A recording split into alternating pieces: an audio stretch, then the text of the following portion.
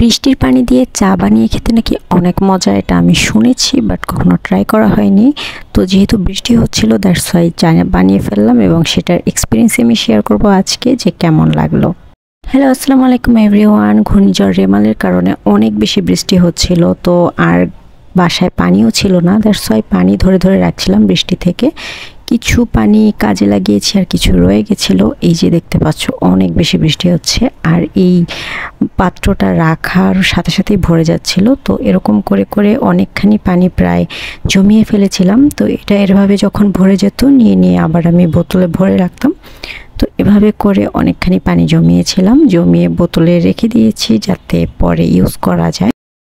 বাসায় যখন পানি না থাকে, বৃষ্টি থাকে, বৃষ্টির পানি দিয়ে কিন্তু অনেকটা পানির অভাব পূরণ করা যায়। তো এই যে অনেকখানি আমাদের পানি হয়ে গেছে, এটাকে ছেঁকে তারপরে বোতলে ভরতে হবে, না হলে কিন্তু বিভিন্ন ময়লা এগুলো পানির সাথে চলে যাবে। তো দুইবারের মতো আমরা ছেঁকেছিলাম। এই যে আম্মু ছেঁকে ছেঁকে বোতলে ভরছে, দুটো বোতল অলরেডি ভরা শেষ, আর একটা বোতল ভরছে। এগুলো মূলত খাওয়ার জন্য রেখেছি আর কিছু আছে ইউজ করার জন্য। তো এই ক্লিপটা মূলত যেদিন ঘূর্ণিঝড় হয়েছিল সেদিন রাতে 11টার দিকে করা ক্লিপ। যেহেতু অনেক রাত তাই এই দিন আর চা বানালাম না, চা বানিয়েছিলাম সকালবেলা উঠে, যেদিন আল্লাহর রহমতে ঘূর্ণিঝড় শেষ হয়ে গিয়েছিল।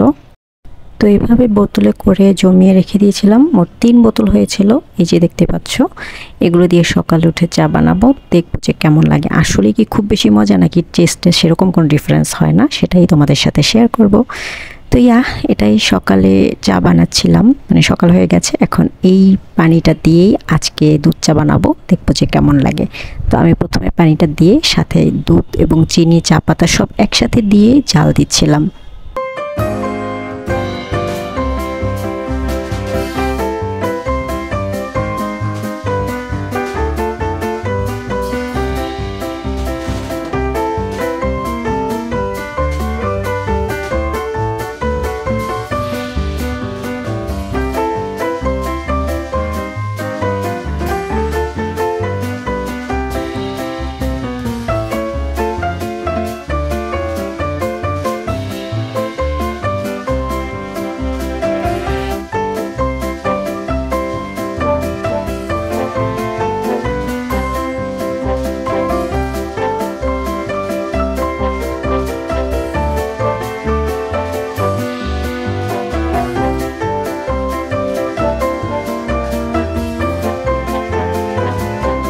প্রায় 10 মিনিটের মতো জাল দেওয়ার পরে এরকম সুন্দর একটা কালার আসছে, আর কালারটা দেখে কিন্তু আমার খুবই ভালো লাগছিল। তোমরাও দেখতে পাচ্ছ অনেক সুন্দর লাগছে।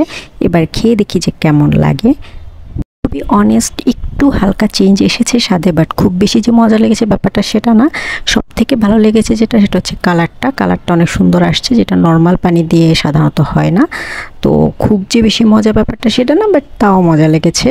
একটা নতুন এক্সপিরিয়েন্স হলো। আর তোমরা যদি কেউ ট্রাই করে থাকো অবশ্যই কমেন্টে জানিও।